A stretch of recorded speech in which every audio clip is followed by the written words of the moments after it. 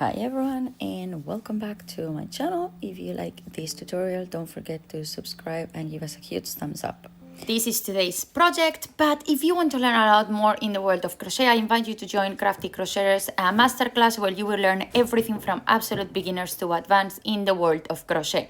Join us, everything on the description box. For row number 1, which is the center of our scrap and the rope, I have chosen the same color that I will use for the border. So we're going to start by doing a magic ring and a repetition of stitches. Leave quite a long tail because we will need it. We don't want to have a really small tail in here. So do a magic ring. I like to start by chaining 1, and then we're going to work 20 US single crochet or UK double crochets inside our magic ring, and that will create the foundation of our scrap. From here is where we will work all of our stitches to continue around. So work all of these stitches around the magic ring, count them really well so you will not be missing any for the next rows to come. And once you finish, pull a little bit the tail from the magic ring, and then we're going to chain 40. This is going to be doubled, so we are going to twist it back to the ring, so you can check if it's too long or not enough. You can always make it longer or shorter. This is your choice. I have done 40 chains in here. Once you have your chains, just make sure it's straight and go down back again to where we started, to that first stitch, and do a slip stitch in there to connect one side to another. And this is what I meant with doubling it up. It's going to be now 20 chains on each side. Try to make it quite tight because you don't want it loose. As you can see here, I'm pulling my loop a lot to make sure it's tight enough so it doesn't open more than what already it is. So you do your slip stitch in there, then we're gonna pull the tail from our magic ring and we're gonna closing it up. You will still have a circle open in there, but that's absolutely fine. That is because we have the gap of the chains. You're gonna go back to the last stitch that you made and you're gonna make again another slip stitch. So that kind of closes the magic ring even if you are still having an open center, but we will need it, and that is absolutely okay. And then one more thing that I've done, I took 2 of my tails and I have made a little knot in there to once more secure the center of my scrap. For row number 2, we're going to start adding the new yarn and doing 3 chains. This counts as a stitch, and then we are going to yarn over, and then we're going to work US double crochet or UK treble crochets. Bring the tail with you. As you can see here, I didn't put it in properly, so this will seal that addition of a new yarn so you don't lose those first stitches that you have. Sometimes happen once we start pulling a little bit the yarn more. So we are going to work 4 stitches in total inside the same space. The chains, as I said, they do count as 1 stitch, so you only have to do 3 stitches more, which they are the US double crochet or the UK treble crochet. After you've done those, what we're going to do now is just go to the next stitch, and then again we're going to work now 4 stitches on the same space. Because we don't have chains anymore, we directly do the stitches in there.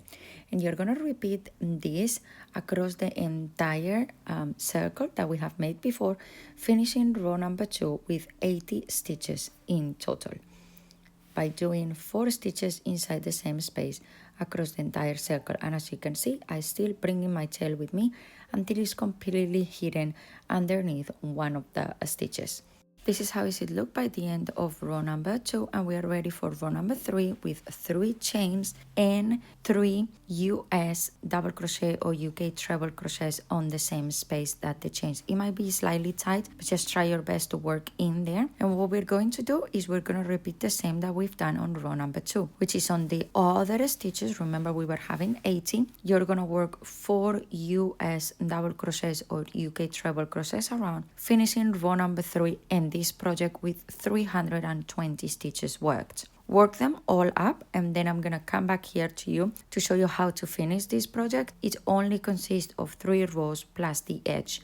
You don't have to do the edge, but I just found it just make this project a lot cuter and more beautiful, and brings up the colors of this project a lot more just by doing that little edge with the same color that we did our center. So keep working your 320 stitches, and I see you in a moment to show you how to finish. So here it is how it will look by the end of row number 3 with 320 stitches worked. We're going to go to the first chains and then we're going to slip stitch on them to close up number 3, then chain 1 and fasten off the scrap. That is how is it at the very end if you would like to leave it like that. And I'm going to be working US single crochet or UK double crochets around the entire scrap. So you're going to insert your hook in any of the stitches in there and then just work this stitch around, and it's going to create a really beautiful edge. And we can even create one extra more with the slip stitches to create even a thicker edge. That's another option that again is your choice. You can go and do so. And here is the final result. We will fasten off, and the only thing we have left to do is just to hide our tails, which in this case will be the one that you have from row number 4. Just insert yourself in there and be really careful, because remember we use a different color and we don't want that tail to be mixed up with the center of our piece. So hide all of your tails and you will be done and completed with this project. You can see how easy it is with just 4 simple rows. You are absolutely done with this beautiful scrap. But if you would like to, I have the whole collection of these, the toiletries set, and I will be coming really soon with a little pouch to carry them all around.